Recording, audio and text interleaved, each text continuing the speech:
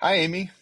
Hello, Tiger. How are you? Fantastic. Welcome to Zen One Podcast. This is episode 72, and I'm really excited to chat with you in the next 3 to 4 hours. Hopefully, I won't be that long winded, but thank you for having me. I'm looking forward to our conversation as well. Yeah, we have a lot of questions to cover, and our good friends are sending us some pictures. I mean, pictures, not the pictures, but the questions as well. So I think I want to start with your bio because it's really, really exciting. We want Okay. to touch on your early career before dental. I have one question reserved for that. Yeah. But it seems like you got into the dental field in 2013. You've been with Henry Schein for a while. Then you joined Dental Whale. And in 2023, which is recently, you went on your own to start your That's own correct. consulting firm. And that's the most exciting part to me. So at some point during our interview today, I really want to touch on that whole transition, right? So like going from Henry Schein, going to Dental Whale, and now going to your own consulting thing. And Right. I always Absolutely. admire I'd when love to people share do that. that. And I always say, like, to me, this is the true American dream is when you do start your own business and start working for yourself.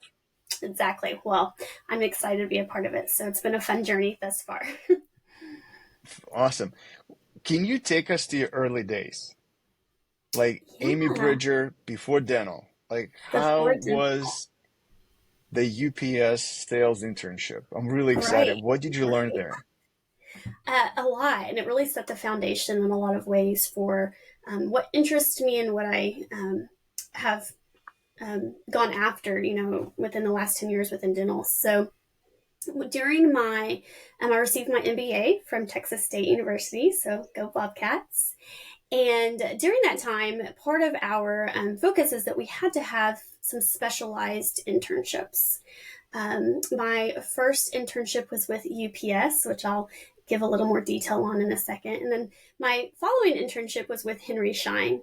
And so that's kind of my entry level into dental. But before Henry Schein, I was with UPS and had a phenomenal experience when it came to setting the groundwork for really distribution and understanding how logistics works, getting a product from A to B and how that works. Um, Personally, I've always been fascinated with logistics, whether it be how airplanes get from one gate to another or how food gets from Nicaragua to our table in 24 hours. That's just always fascinated me. And so working with UPS really kind of gave me the framework and the back end understanding of warehouse and distribution. So it's a very well oiled machine, and I would say that would be my number one takeaway from working with UPS was how well oiled it was, and how Hmm. as consumers we come to depend on their efficiency, and we come to depend on them working well oiled. And so if UPS is down, it affects our entire nation. It affects industry after industry after industry. And so they are so keen on systemization and standardization and working through processes. And so those are some of the things I took away, that if things are processed correctly and standardized correctly, your functions and your flow of whatever it may be is going to run much more smoothly. And that's Hmm. things that I can take into the dental practices today with my clients. Can we pause here for a second? Uh-huh. Did part of the internship, did you learn anything about sales from UPS, Oh, or it yes. was Yeah, more on that was a Mhm. operations and logistics? Okay. It What was a was sales. like learning sales? What was it like learning sales? Yeah. So with UPS on it was a sales internship, and that was my focus in my master's was sales. And that was really the first time I was on the consumer side, or excuse me, I was on the business side. And so I was working business to business, which is a completely different um, business model than working business to consumer. Another thing that I was exposed to at UPS was channel selling. And so oftentimes as consumers, we're used to going and buying something, and we never have thought about the process of this might have gone through a distributor. And so that gave me my first exposure to really channel selling and working with distribution, which then I went to work for the largest distributor in dental, just a year later. So the next exposure on how to work with channels, large clients, how to facilitate the logistics of distribution from a client level. Yeah. And to your point, we're relying on UPS so much Right. that you say like if UPS is down, we're down. We almost came close to that with the strike, and We did. this whole discussion recently was about the strike. And I mean, we've sent emails notifying customers. Like it didn't even get there. Luckily, thank God it didn't get there. But even the thought of getting there was Right. ridiculous. A lot of people started to buy things more than they typically do, and so yeah, we're relying on the logistics tremendously. It's a big part of Absolutely. our lives. I think we've seen a lot of exposure to that, with supply chain during COVID. I think it's Hmm. unveiled a lot of that to the consumer base. But, I was in the eye doctor last week and they told me when my contacts would be in next. And they said, well, that's not unless, UPS could go on strike. And you could have heard the breath come out of the room from everybody in there, just like that affects everything. It affects my Right, contacts getting here on time. It affects my dental supplies getting here on time. right. And so be grateful for the well oiled machine and systems that UPS and all the logistics companies do have in place. That's so true. And so with that wealth of experience, you then go to the next internship at Henry Schein. Right? Can you Right. describe how was the experience there? Oh my goodness. It was amazing. So, going from UPS to then distribution sales, my thought was, okay, I'm coming in and I'm going to be selling products to dentists, really focusing on distribution. And what I quickly found out was not only has my passion been logistics, but obviously it's business in general. And I would go in and I would meet with these dentists, and we would be talking about products, a 2x2 or a cotton roll or whatever it may be. And all of a sudden, I started to realize, wow, I'm not just working with dentists, I'm working with business owners.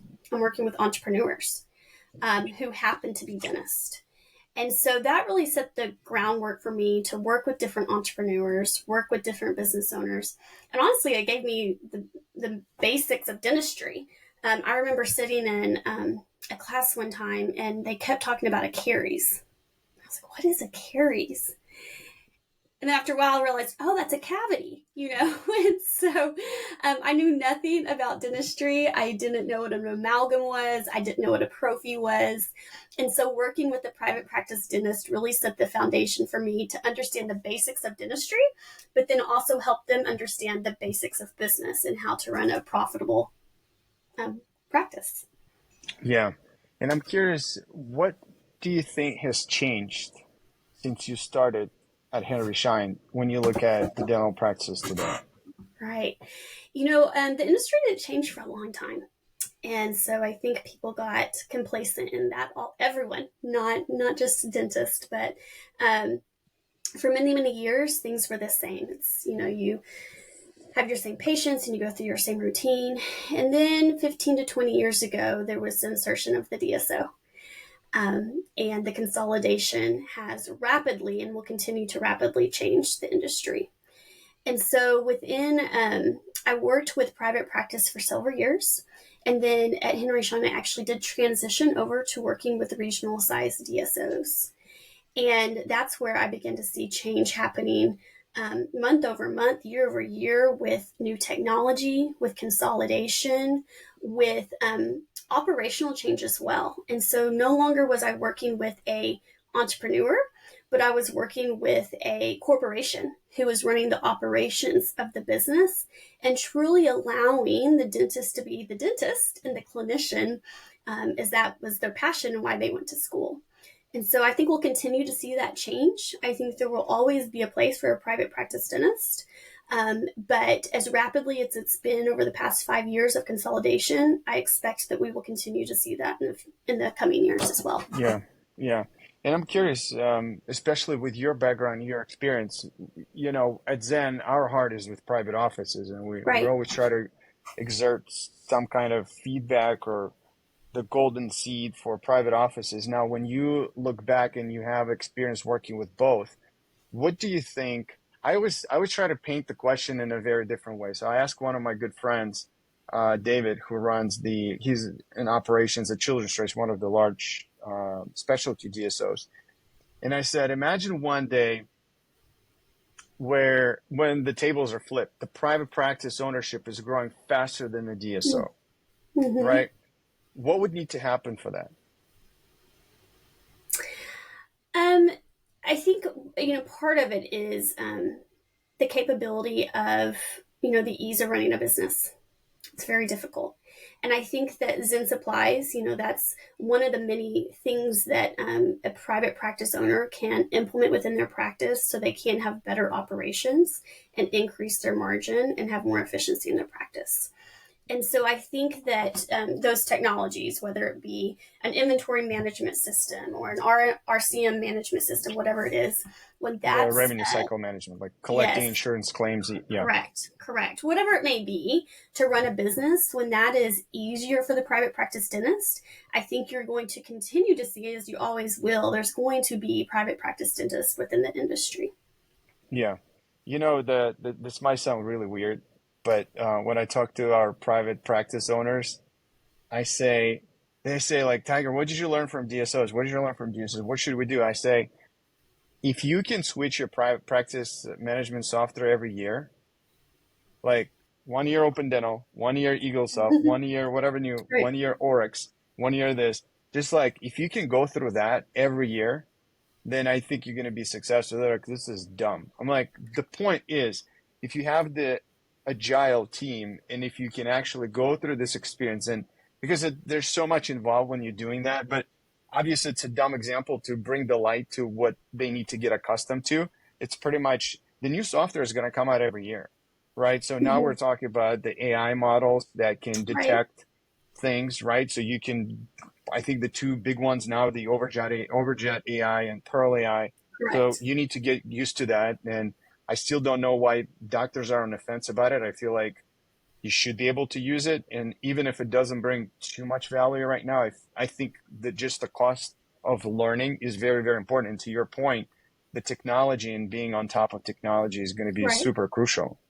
Right. And I What? think it goes back Mhm. to other things we've already discussed. If, as a private practice owner, you're willing to take some of those best practices from these larger corporations and implement them at your practice level, which can be done, and those would be standardization, technology, and utilizing those technologies to improve your patient experience and your employee experience. So I think there's a lot of really good best practices when it comes to standardization and procurement and patient experience that can be gleaned from those larger corporations, but then implemented at the private practice level. Mhm. Mhm. Interesting. Then, if you don't mind, could we switch gears and talk about Dental Whale? Absolutely. How did they take you away from Henry Schein? I mean, it's hard to leave Henry Schein. It's like a Yeah, family. I mean, it you is. meet Stanley Bergman, it's like he's so lovable. Like, how can you Isn't leave he? Henry Schein and go to Dental Whale? But I mean, I'm just curious, what's the story? Yeah, absolutely. You're right. Henry Schein is like a family, and still is. I often tell people there's something about Henry Schein that always feel like home to me. It's where I started. It's where I really grew my network and was exposed to this industry that at the time of joining Henry Schein, I thought it was going to be a 3 month internship, and I was going to Internship. be Mhm. done. And over 10 years later, here I am. So but I got to a point where, I had been working with private practice and then I had transitioned over to DSOs. And I think we all get to a point within our career of, what's next for me? And for me personally, I really wanted to be exposed to things outside of distribution and outside of just the selling aspect and really grow a team and guide a team. And so I was asked by a previous Henry Schein employee to come over to Dental Well and grow our special markets division. So that's where I went over. I grew the DSO segment, and I also got to work with some fascinating GPOs and really got exposure there. And then outside of just the supplies, I was also exposed to different components of a dental practice. So, dental marketing, RCM, we mentioned that, revenue cycle management, communications with patients. So, how to run a call center. more of the IT. And so it kind of gave me more well-rounded exposure to leading a team and building something from scratch, which with an entrepreneurial mindset, that's the funnest part. But Right. then, working with different clients of mine, truly understanding not a component of their business, which was always for me the procurement and the supplies, but really understanding how all of those things work together to create a successful business. Hmm. I mean, I'm sure you've been to Dental Wales headquarters in San Antonio. Yes. So that call center is humongous. Yes. And it's all, I believe, in-house, right? Most of again, when I toured it, it was a while back, but I'm pretty sure that every call when for dental whale customers is taken here in the United States. Yes, that was one of the things that differentiated us for sure. And so, about a year and a half ago, Dentalwell did split off that business and partnered with some other phenomenal call centers. One of them being Reach, but the same with Reach, keeping it in house. And so, what's important is, again, it all goes back to the customer experience. So we talk a lot about, I saw you had a few podcasts on, the front desk experience and how to work with front desk and whatnot. We know we're all challenged right now with a shortage of employees. Staff, And 100%. so going back to, how can a private practice be successful is what of our operations and our systems can we outsource? And so things like the call center could be outsourced where, I call Dr. Jones, and whenever I call his number, somebody picks up a phone and it's Dr. Jones's office. And little do they know that it's actually a call center in San Antonio, Texas. Right. And so that was just fascinating to me to understand, again, how we can simplify the business of dentistry and how some of these hangnails that we continue to have, like how do I answer the phone and check this person in and everything, there are solutions for that, such as a call center. Right. I saw this morning on LinkedIn, I saw the post, how a doctor startup was struggling with staff. I don't remember the whole story correctly. My memory is ridiculous. So, but the gist of the story was that the front desk didn't show up, and the doctor was so upset that I believe it was him, to think about even selling the practice. Yeah. And it's a startup practice, right? And so to me, I always think, like, again, I hope I'm wrong, but I've been to many offices. You only need two people. You need a doctor and a dental assistant to run a practice. Like without these two, nothing can get done. Right. Correct. The hygiene the doctor can do, and I love all the hygienists, but if like really we like struggling with in the difficult times, you only need two people. Right. And so like the front can be outsourced. Somebody needs to open the door and greet the patients. I get it. You can ask your mom if you're running a practice. I mean, your mom will be amazing at it. Right. But she doesn't need to pick up the phone, right? She doesn't need to process the claims and things like it. It can all get outsourced. It can all be outsourced. Correct. And back to your point. And I think it's important though to let, yes, it can, but I don't think that's fully in the intention of any of these solutions. I think the intention is to ease the responsibility that is put on the front desk individuals. And so there was pushback and whatever it may be on, processing EOBs or processing, RCM or answering the phone. And one of the things that I spoke with my clients is we're not looking to replace, we're looking to add a tool and ease. And it would be the same thing with your product, right? So we're not looking to replace the assistant and to replace their or the dealers. It's a tool to make their lives easier because it is necessary to have those individuals in place, but it's not possible to have them do everything. And so there's solutions out there in every gamut of the business that can ease some of that tension. Right. And I think I want to tie it to your point earlier when we talked about the difference between the DSO mindset and the private practice mindset and how private practices can actually flip the table and grow faster is applying that mindset where you can design all these systems as a backup, right? And stress test them once in a while. Like have your front office not show up one day on Friday, once a month, just to see how it's going to work, right? Or have them there, but not necessarily answer the phone calls and see how it's going to get routed, see how it's going to get work. right? So all these details, and I feel like a lot of people would find it bizarre or like not productive, but I feel like as a business owner, the job is identify what needs to be systematized, right? Then Correct. systematize and then stress test it. And then making sure like it's actually working. Like same example with Absolutely. the first aid kit, right? It's not just you have it, but open it once in a while Open to it. see that Right. you have enough stuff there, right? Nothing walked away Right. from the office. Yeah. Right. No, I think that's It's a great point, and a pearl that people should listen to is test the systems that you're wanting to implement and stress test them, and make sure that when all else fails, when that day comes, that because you don't know when that day's going to come where your front desk calls in sick, but it will come, and right. so have those backups ready and in place. Yeah. Amy, I want to poke a little bit at what you said with dental whale. Again, just allow me to go as much as you want to discuss. You mentioned that you've learned about supplies and pricing in some of the GPOs. Can you tell us more? What GPOs are out there? Where are people saving money? How does it work internally? Just as much as you can provide us the details, because a lot of times people don't even know what the GPOs are, and I think it stands for Group Purchasing Organizations. A lot of times people confuse. They'll sign up for three other GPOs, and they come to us and they say, just make sure you use my dental whale, use my synergy, or use whatever the names. Again, I'm not Right. promoting anybody. We're agnostic to the group purchasing organization. We work with all Right. of them. But just from your perspective, what have you seen inside dental whale? Yeah. So, um, again, I've talked a lot about is whenever don't be intimidated by the DSOs, but look to them and see what you can glean from them and learn from them that you can implement at the private practice level.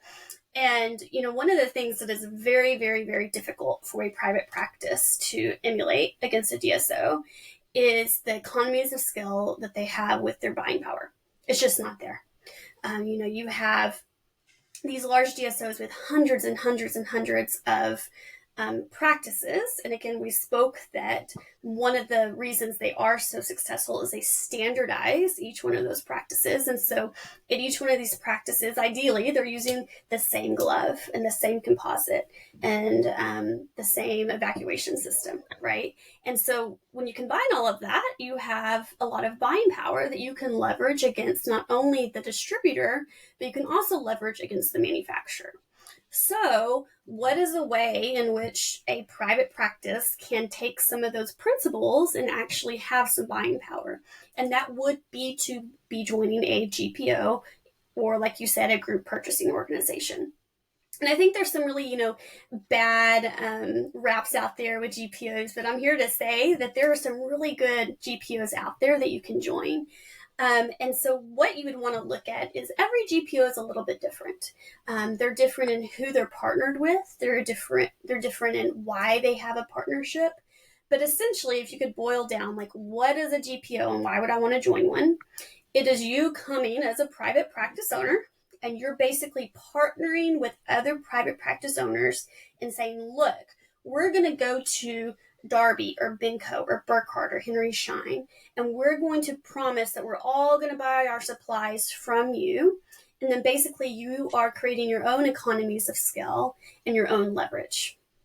And so what I would encourage you to do is if you are looking into a GPO is first look at what products are important to you. One of the myths about GPOs is that it's only about price, and that certainly is not true.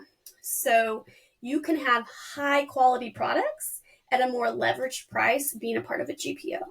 And so look and see who that GPO is partnered with. What manufacturers are they partnered with? Are you a 3M practice? Okay, make sure that they have 3M contract pricing. Are you a Dentsply practice or whatever it may be?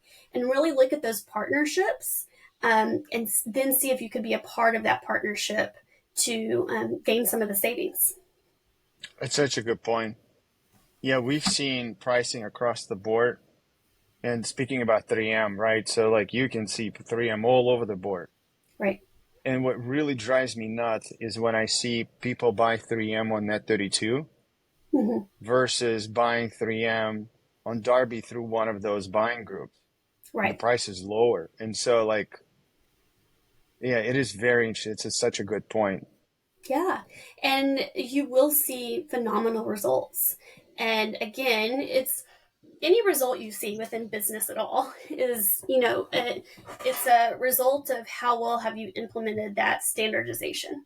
So if you choose a buying group and then you choose a formulary and you choose to utilize this standard of care, you will see results within your bottom line and you will increase your Right. profitability.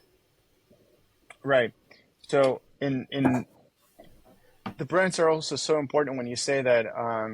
I think a lot of, again, maybe it's true, maybe not. It's not maybe for us to judge.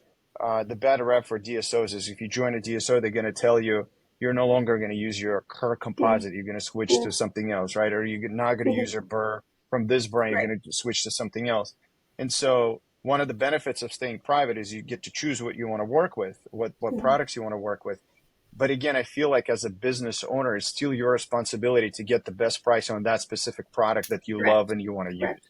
right? It's not necessarily just agreeing to the first price that you see from a sales rep or from a vendor that you like to work with those. So, and the Correct. GPOs is a good way to negotiate or Yeah. join negotiated price.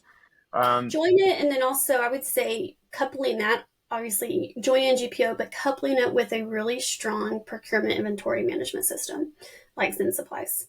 Thank So you. with those two things, Thank you, Amy. having that exposure and if anything, just utilizing it as a check and balance, I think is the most important thing, and just giving yourself a little bit of assurance that Right. this is the best price, this is the best product, I'm doing what I think is best for my practice, and best for my bottom line ultimately. Amy, what's your take on GPOs where that do have costs and don't have costs? Like there are probably Right. 4 or 5 out there in dental. Again, we won't say the names. People can research or we can include it in the notes. But there are some that will charge you a monthly fee that some won't. Is there a difference? Like, have you seen Yeah. any differences? Yeah. It's really simple. So, GPOs, they stand there for the benefit of the private practice. They stand there for the benefit of bringing leverage to the private practice. But at the end of the day, they're still a company. They still have overhead. They still have employees. They still have mouths to feed as well. And so when you look at, am I paying monthly or is it free? Nothing's free, right? There's always, you're paying for that service in some way, as you should. It's a service that they're bringing to you and working really hard to advocate on your behalf and negotiate on your behalf. And so the GPO has to get paid somehow. And so it can be on a monthly basis from their members. So they're paying $99 a month or whatever it may be, $100 a month, $200. And that is how the GPO is kind of recouping their cost and paying their overhead. Or they can actually take a part of that savings that is being recouped from the manufacturer and some of those chargebacks, which do exist. To say they It's don't a is separate podcast. yes, separate podcasts, but they do exist. And so nothing's free. And so the GPOs that choose to have free membership, they're taking it back on the chargebacks in some percentage. Again, not saying that one is better than the other, but there's no free lunch. And so it's just, how do you want to pay for the service that they are bringing to you that will be a benefit to you? I would say that, ask those questions of, how are you getting paid, or how are you taking a percentage of the chargebacks, and how are you passing along the savings to me as your client? And if you feel that it is more transparent to just be paying a monthly fee, go that direction. But don't be afraid to ask those questions and know the truth on, how everybody in the game is getting a slice of the pie. Yeah. So the question so far, if you're evaluating GPOs, one is what manufacturers you have relationships with.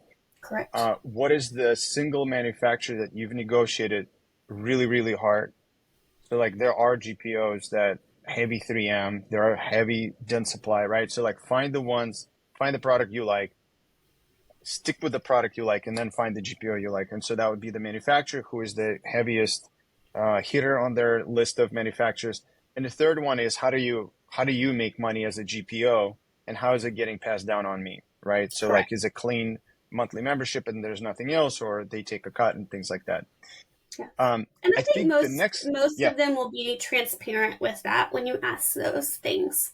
And I also want to, make sure that when we say what suppliers or vendors they are partnered with, also think outside of the box. So don't just think supplies and goop and goo, but also think what practice management systems or merchant services or service in my practice or a whole myriad of things, SaaS products, AI, whatever you're truly interested in. Different GPOs have a different network. And depending upon what you're trying to leverage, you want to focus on that network. that's a good point. Look at the entire plate of what they're offering, not Correct. just the supplies. Yeah, because they do typically come in with other things. Correct. Um, I want to pivot a little bit into, not pivot, wait, before I go there. Now, since you've been outside of Henry Schein, you're outside of Dental Whale, you're on your own, you have your consulting thing. I want to ask for your, as much as you can, candid opinion on free goods and quarterly promotions from manufacturers. That's a great question. That's a great question. I would say that would be built at first. It could be a whole other episode or several. Yes. But going back to kind of what I just said is you're paying for it somehow, and so it is. Do you want free goods or do you want bottom net pricing? And so again, it's how it's all part of the game and the leverage. I would really recommend, staying away from free goods. Zeros are really hard to track whenever it comes to your bottom line. And just go, say like, hey, I want, a unit price across the board. That is more difficult whenever you're a private practice. I understand that. I carried the bag for a private practice. I was on the rep side. I understand the difficultness of that, but it is possible. And it's possible whenever there is more standardization, like we've talked about. And so if you do come with a formulary list, then you can go and negotiate on your behalf and say, look, I know y'all usually do free good promotions on X, Y, and Z. Can we just go ahead and net that down for 12 months? But another, it's all, I don't want to say gimmick because I think that's the wrong word. But one of the reasons free goods exist is because, candidly, it takes work to redeem those free goods.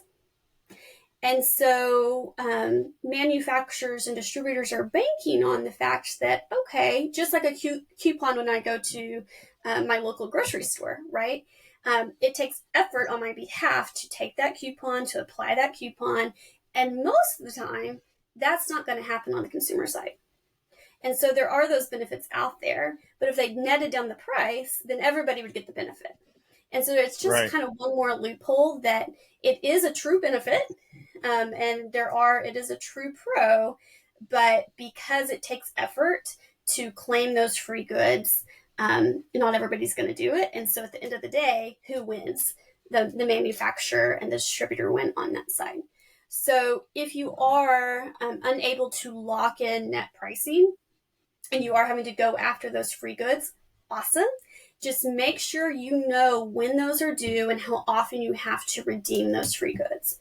I would put it on your calendar. I would let it be a part of your process that, every 15th of the month, you're going to make sure and run your free goods reports, and you're going to go ahead and process that.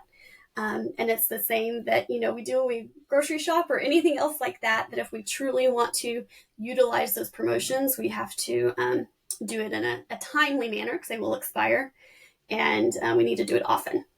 Can't be a yearly thing. Amy, how many DSOs do you know that have free goods part of their formulary? Just like, how many?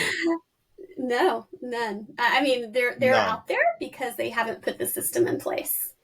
But a well-oiled machine, a well-oiled DSO, is going to eliminate the opportunity for free goods and net down their price. Yeah. And this is my favorite subject to I don't want to use the bad word, but this is my favorite subject to uh, put a light on because everybody hates free goods. Right. Manufacturers hate them too, right? Mm-hmm. So it's like they exist because it's a last thread that they have to lure the customers in. Mm-hmm. the dealers like it because, well, I got a promotion.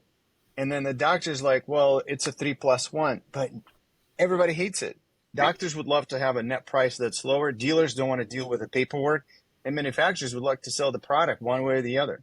And so, Correct. like, it is at least one common problem in the industry. If it goes away and somehow it disappears, everybody's going to be happy because nobody needs to deal with it. Yeah, it is a headache, absolutely. And so, um, again, not to be a broken wheel here, but again, standardization is so, so important. And so netting down have your formulary, stay within that formulary. Not only is that going to help you with the price of your goods, that's also going to help you with standardization of care. If you do want to go to a second location, it's going to make it that much easier.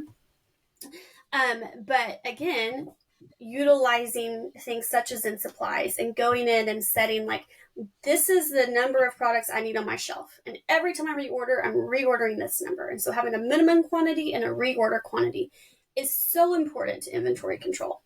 Because think, every time you have a product on the shelf, that's a cost to you. Inventory on the shelf is a cost to you. And so you need to have a minimum amount of inventory on your shelf. And so it's just like it doesn't benefit me to go to my grocery store and buy a gallon of milk and get 3 free. It sounds great. Now all of a sudden I have 4 gallons of milk, right? But at one point those are going to expire. And so be really conscious about, what do I need? How much of it do I need? And how long is it actually going to be able to stay on my shelf to utilize within my Yeah. practice? Yeah. It is so interesting.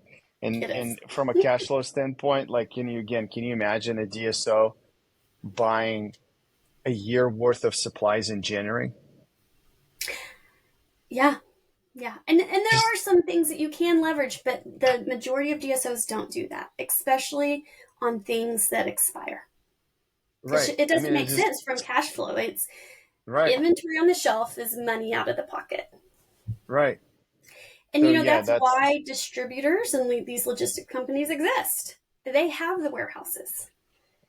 That's, if anybody who distributes anything, they're paying a shelf fee. And so let them do it. Let them hold that cost. Now, of course, they want to get it off their shelves.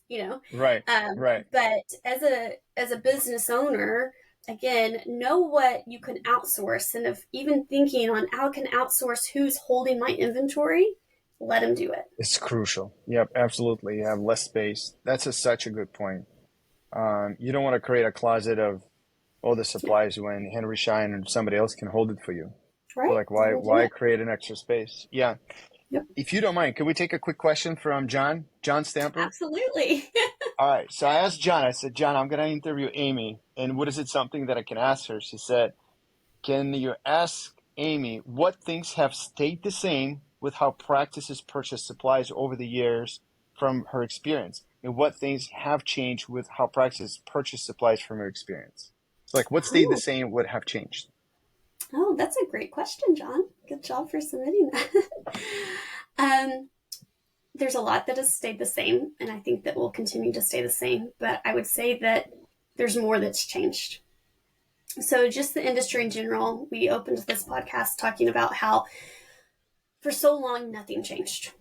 It was, the same technologies, same thing. And then within the last decade, it seems everything's changing. And now it's even more rapidly changing with the inflection of AI and different SaaS products out there. And so if you go back even, goodness, 10 years ago, whenever I started, which is not that long ago, whenever I started in the dental industry, I was still carrying the bag into the dental practice and going to the dry erase board and putting in my customers' orders and going office to office to office. And it was very antiquated. And that's, they ordered off sticky notes. And so much as that has changed, especially with products like Zen Supplies. And so I would say, again, technology has changed the way we do it. We have more exposure. And I also think there's been really, really good headway on more transparency with how manufacturers and distributors work within the industry. So there's more transparency about costs, there's more transparency about margin, and it's due to a lot of the fact of things we've already talked about, GPOs and DSOs. And so I think because of that, I think the dentist has more knowledge now on how to order and where to order from and how much. And it isn't nearly as antiquated as, putting a post-it note that we need some more Profi paste by Tuesday. And so, Right. and that's all within the last 10 years. You would think that would be in the last 40 years, but it's not. It's in the last 10 years. And it's just we're going to continue to see simplification and transparency within the procurement process. I'm writing it down. This is so powerful. Simplification and transparency. Isn't that what we all want, right? Exactly. Make it simple and tell me the truth. That's fantastic. I want to ask you, as you're building your professional career, Yeah. how does it affect your personal life? Oh my goodness. That's a great question. And, you and I had talked about that we might discuss that. So I am very fortunate. I have 2 young children. I have a 2-year-old and I have a 5-year-old. And obviously, based on their ages, you can tell that happened during the middle of my career, during the middle of a lot of transition. I often joke about that both times I found out I was expecting was right after a big promotion. And so that's made things interesting and fun. But what I would say is whether it's a family or a hobby or just a passion, we all have our passions, is that it's possible. And one of the things that I've had to teach myself is my best is not always at the same level. And so everybody says you just got to do your best, and that's true. But sometimes my best is here, and sometimes my best is here. And having grace for yourself in that. And so it is possible, but it's also, you have to understand you can't do it all. And there has to be some give. And so you just have to kind of set your expectations for yourself. Is one of the things I've tried to train myself is that when I'm at work, I'm 100% work. My focus is 100% work. But after work, my focus is 100% my children. And it's okay to have both. It's okay to want to have a family or a passion or a goal outside of work, and let work be a means to the ends of that passion or goal. Mm-hmm.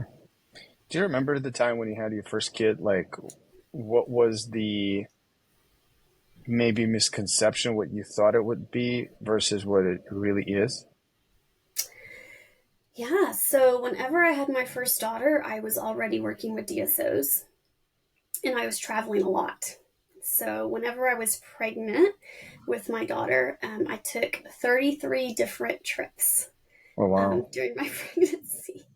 So and it's only 7 weeks out of the 40-week pregnancy. You're right. You're not traveling. I traveled up until the very last minute, and I remember I finally just had to say, I can't do another trip. My doctor is literally telling me, do not get on that airplane. But I think there was a lot of expectation or, thought of, well, how are you going to do this? Mm-hmm. Are you going to do this? You can't possibly do this. And I will say that I'm very blessed with the fact that I have a phenomenal husband and spouse who's very, very involved. But part of me was just well, I'm going to stick it to him. I'm going to show everybody that I can do this. And again, it took a lot of learning on my behalf, because at first I wanted to do everything 100% all the time. And I quickly realized I couldn't do that. But you hear this often, but it's so true. It takes a village and it takes a tribe. And so with my family, it takes a tribe and a village. And so having grandparents or friends or your spouse and just say, I really need you to own this right now. But I would also say it takes that all equally on the work side. And so even if you're independent, you still have your network, and it's okay to reach out and just be look, I really need some support here. I really need some help here. And people are really understanding of that. And also I have found that through parenthood and growing my career, not only will people help when you ask, but they want to help. People want to help people, but we just have to ask for it. So it's all possible. You can go climb Yeah. Mount Kilimanjaro and still be chairside 5 days a week. Right. That's amazing. Do you think that sort of experience led you to be part of the new organization, the Women in DSO? What was that again? Do you think that experience of building your career and building a family and balancing the both at the same time, do you think that led you to being part of the Women in DSO? Absolutely. 100%. Early on in my career, even before having children, that was my main goal in life. I've always dreamt of having a family and children and a husband.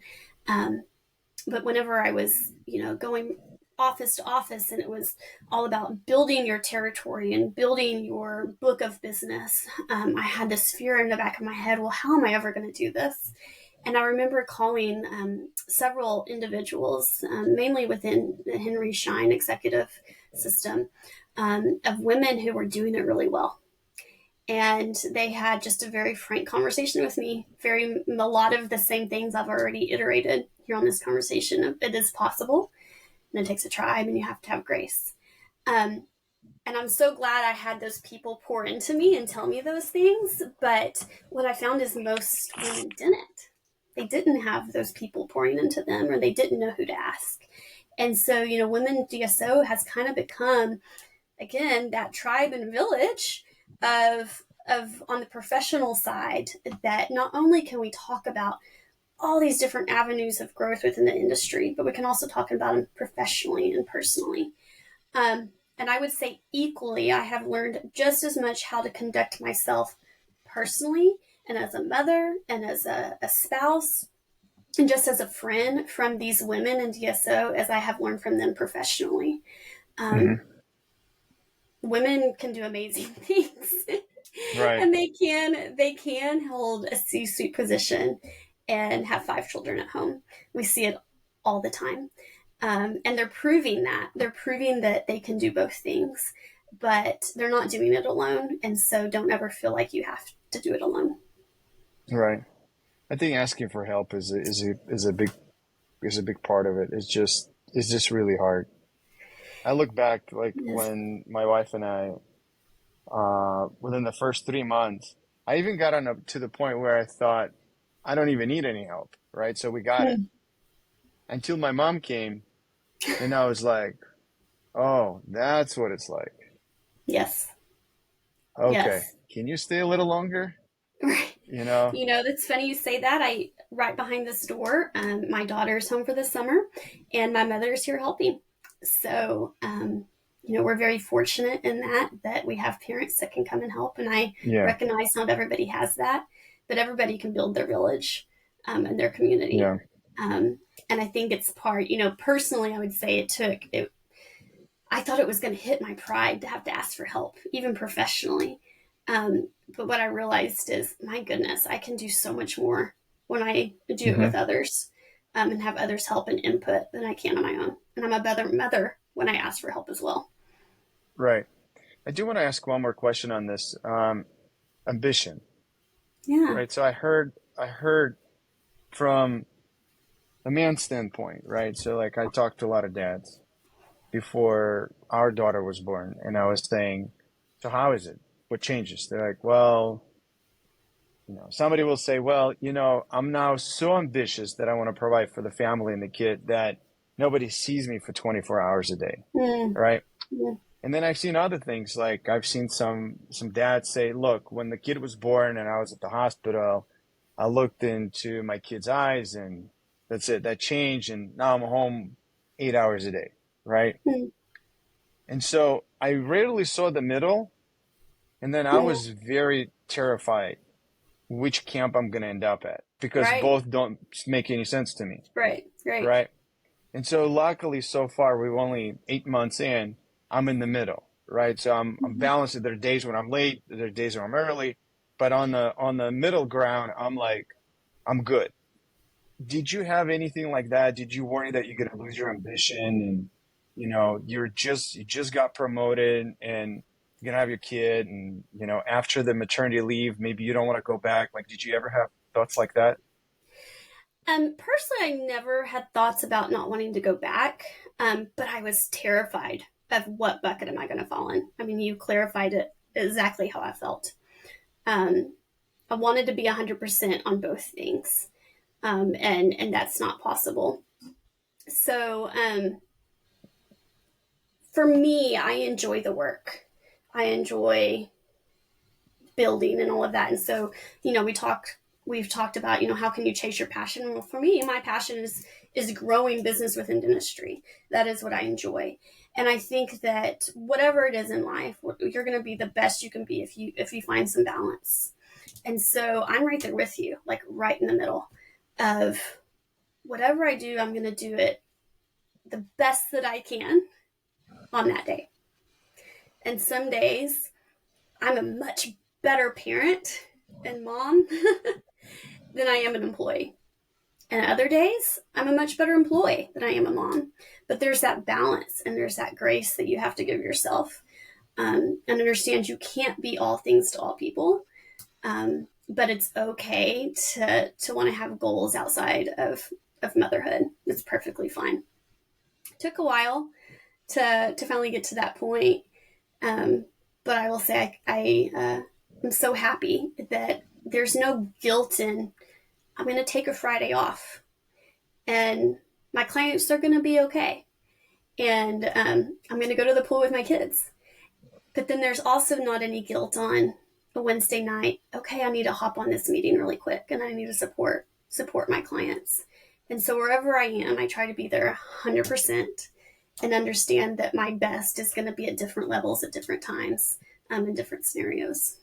That's such a good point, actually. I'm going to write it down. Is there anything, I promise this is going to be the last question, but I'm No, you're fascinated good. because I'm learning a lot from people in our industry.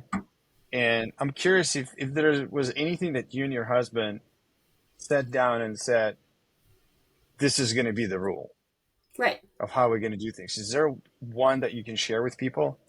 Yeah, yeah. And so we have the rules, and then just know when I say this, there's always an exception to the rule, right? But Right. for us, my husband and I were both fortunate. My husband travels and he has a career and he's going after his own goals, and I'm here to support him as well. But we had to draw a line in the sand of when is family time and when is work time. And so when we were dinks, double income, no kids, we did answer emails until 9 o'clock and we did work on the weekends. And then once we had children, we said, okay, at 5 o'clock, we're done. And on the weekends, we're not working. Now, again, there's exceptions to the rules. There are times that I have to travel on the weekends. There are times that it's really important for us to be on a call in the evening. But the rule is that, from 8 to 5, we give it our 100%. And then afterwards, we're done. And what that has allowed, and honestly, there's many good things that have come from it. But if anything, it's made me enjoy my work more. It has made me to allow myself to have some reprieve and some time off, has made me not only a better mom, but it's made me a better employee in many, many ways. To know Right. that it's okay to not have to answer emails all the time. There's always a saying, at least on my side of the industry, is that nobody dies in dental supplies. That it's all going to be okay. And that if something really happens, step away, take care of the situation. But at the end of the day, be with your family, be present. Those little kids, gosh, they grow so fast. Yeah. And it's okay to ignore the return request or the pricing request or whatever it may be until the following morning. Nobody dies in dental supplies. Right. Right. That could be the name of the podcast. Nobody dies in dental supplies. It definitely makes you a lot more disciplined. That's for It sure. Like does. for me, it was such a great experience of like, um, even the conference where we met at Dicoma, I could have stayed longer, but at the same time, I had two things. First, I wanted to spend only one night outside of my house, and I also had a hockey game. But to me, it's just this. It, it's got to be either a hell yes or hell no. Like there's no Mm-hmm. middle. Yep. And Yep. Let your so, yes be yes and your no be no, right. and stick with it. Yep. And again, there's so much good that comes out of people, but I've also found that if you set those boundaries and you let other people know those boundaries, most of the time, not always, but most of the time, people are going to respect them. Oh yeah. And not only respect them, but understand them, and also maybe try them. You know, Right. we can change the narrative. You have to work 60 hours a week to be successful. You don't. Especially, kind of bringing it all back together. Whenever you know what you can outsource and what tools can make your life easier, not to, paraphrase a saying that's always said, but work smarter, not harder. I like that saying, but I also, the part of me is like, work harder and smarter. Yeah, I like that. Yep. Yeah, you can do both, but part of Hmm. working smarter is knowing when to rest and enjoy Right. life. Right. So, Arnold Schwarzenegger, my sister and I were talking a couple days ago that she had heard him quote, people worry and work and worry and work and worry and work. And he's like, everybody has it wrong. He's like, I want to have fun and work and fun and work and fun and work. And my husband and I really try to keep that mentality within our home, is laugh and have fun and enjoy the kids, and then work to let that maybe be a means to whatever goal that is. But Yeah. enjoy life. Life is too short not to Yeah. have the piece of pie after you eat the steak. So Yeah. I think it's a good point. When you die, nobody's gonna say like that supply order wasn't fulfilled on time, right? So nobody's gonna exactly. care at that point. So you're absolutely right. Exactly. Um, I hope not. I hope now, not. yeah, the last thing I want to ask you as we're closing this down, there was something on LinkedIn that I saw that Yeah. I wanted to ask you. You had mentioned that the best customer experience with was Disney. Mm, Can you tell the yes, story? I can tell the story. Yes. So it's been about a year ago, and I was never a Disney fan. I'm not a theme park fan. It's just crowds just are not my thing. But my daughter, we talk about children changing us. Oh my goodness. My daughter is a fanatic about all things princesses. So for her 5th birthday, we surprised her, and we flew to Disney World, and we stayed there and took our tribe, our village, we took our grandmas, so we could actually enjoy Yeah. ourselves a little bit more, which I highly encourage you to do so. And along the way in parenthood, you make some mistakes, and I certainly made one when I was at Disney World. I took my then 18-month-old on Haunted Mansion ride, thinking he'll love it. He did not. He did not love the ride. I regret it. I know now. Shouldn't have done it. It was scary, but we did it. You live and you learn. And so we were on that ride, and somewhere along the way, he took his shoe off and he threw it, out of fear, probably. And I didn't Good realize it choice. until I got off the ride, and we went back and, desperately like, oh my goodness, we have 5 more days on this trip and we don't have a shoe, and, yada, yada. And they're like, we're sorry, you can put in a request, but nothing's been turned in, and we can't even look for it until the end of the day, and that's just that. So we wrote up a request and went and bought a new pair of shoes for the week, and that was that. And then we returned home from a wonderful trip. I was a changed person on my position of theme parks whenever you do it well, because Disney does it well in many, many ways. But one day, we are sitting at home, and we get a package from UPS, lovely UPS, and on it it was addressed to my son, my 18-month-old, and I was like, how odd. And I opened up the package, and in it was his shoe, and there was a letter from Disney saying, they had sprinkled fairy dust, and they had found his shoe. And I was flabbergasted, because something that was so small, they still saw the detail in it. Yeah. And, we wrote it off, and it was just a shoe. It didn't even matter. It was just a shoe. But they had the best customer service that they saw our note, our entry, our complaint, or whatever it was, and they listened and they searched and they saw it through.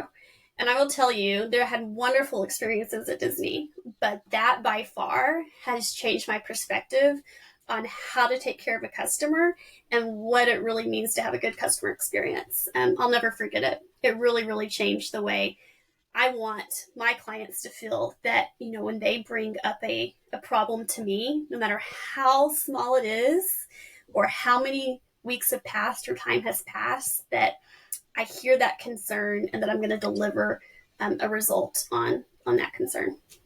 So it's a Hmm. great experience. What to close it up? If we use that example, what would that look like in dentistry? Let's I just say think in the it, private practice, yeah, I think it like could look like a how myriad of people can things. go above and beyond. From the practice owner side, I think that it's looking at each of our patients truly as people and not just another number to hit our production, but really truly listening to them, understanding their concerns. Um, so much of the industry is talking about how we hit our numbers and how are we going to fulfill whatever it may be by the end of the month. And that's good. Goals are good. But I think it's also important to understand that you're not always looking for an opportunity to upsell our patient. For me, it's me not always looking for an opportunity to upsell my client, but it's really, truly listening to the pains or the concerns or the wants of that patient or that client on my behalf, um, and then bringing the solution. And you can bring a solution and you never have to sell them. You'll never have to sell your patient if you just listen to them and bring them a solution. It'll sell itself. And I would say the same thing on my side. Um, I am a salesman. Um, that is what I focus on. That is what the majority of my titles have held, is that I am in sales. And I hate that because, I think of somebody knocking on my door and trying to sell me, a vacuum cleaner or something, and it's not that. Sales is certainly not that. Sales is understanding a need, identifying that need, and then bringing that solution to fill that gap. And I think we can do that on many, many things. With Disney, my hurt was my child lost a shoe because I made a dumb parental decision of taking him on a scary ride. But they heard that need, they recognized that need, and they fulfilled it with the solution of bringing me good customer service and sending the shoe back. I don't keep anything. I'm not super sentimental when it comes to keeping things of my children, but I promise you I'll always keep that pair of shoes as a reminder of good customer service. Yeah. If we run the whole circle of our conversation today about systems and things like that. So I'll use your example for a private office. Instead of having your dental assistants wash toilets and floors or filling up the free goods forms, build a system to truly delight the customers. And I feel like Right? you can utilize the team, and you need the systems in place that maybe your end of the day procedure is to look at the calendar. Who is that one special patient today that you want to put something like in writing in a card and go run to the UPS store and mail that card, right? I feel Right. like that would be a lot more beneficial than, again, having dental assistants wash the floors, which I'm absolutely against. Like Yeah. it's my Make thing that things I'm picking personable. offices on. Right. Make things personable. Understand that we're all working with humans. Everybody has their good day and bad day. Everybody has, could be a screaming child all night, whatever it may be. And so, having grace for one another. And truly, thinking, okay, I'm going to believe that this person's trying to give their best. Maybe their Right. best isn't, again, as high as mine is today, but it's still their best. Um, It's their best, and yeah. just, yeah, and being personable. Get to know the patient, get to know the employee, get to know what their goals are outside of that appointment or outside of, their 40-hour work week, and try to meet them there. And they will Yeah. remember you. Amy, that was fantastic. Thank you so much for your time. I don't want to hold you more, but we've covered a lot of stuff today, from GPOs to all these different organizations, phenomenal organizations, to Disney, to all of them, and nobody dies in dental supplies. So Nobody does. it's That's right. Well, I've enjoyed our conversation. Hopefully, some of it will be useful to your listeners. So, thank you for having me, Tiger. I really appreciate it. absolutely, we'll do more. So this is a take one of hopefully many more. Wonderful. I love it. Thank you, Amy. Thank you.